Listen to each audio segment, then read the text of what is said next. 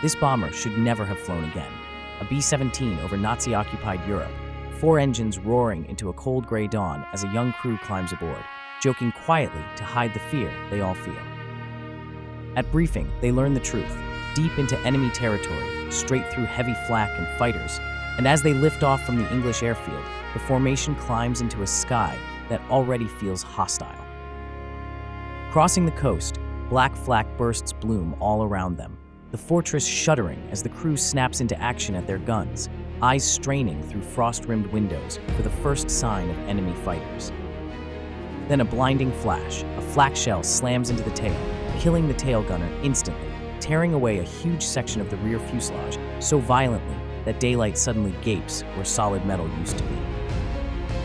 Control cables whip wildly in the freezing wind. The bomber lurches and drops, and for a sickening moment, everyone believes they're falling apart in midair as enemy fighters dive in to finish the job.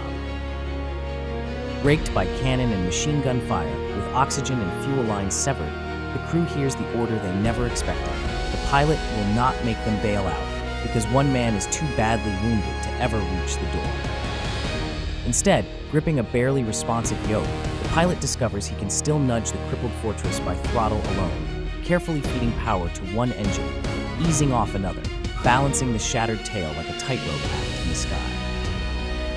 Inside the torn fuselage, men clip themselves to parachute straps, crawl past jagged holes, stuff rags and gloves into leaking fuel lines, and one gunner clamps a sliced oxygen hose in his bare hand until his skin freezes to the metal. Hour by hour, they coax the impossible machine across the channel, skimming low over gray water, watching the gauges sag, while other bombers speed ahead, certain this mangled straggler will never touch friendly soil again.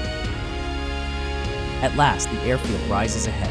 With almost no tail left, the B-17 slams down, bounces, and somehow stays upright, rolling to a grinding stop as stunned ground crews stare at the wreck that, against all logic, brought its crew home alive.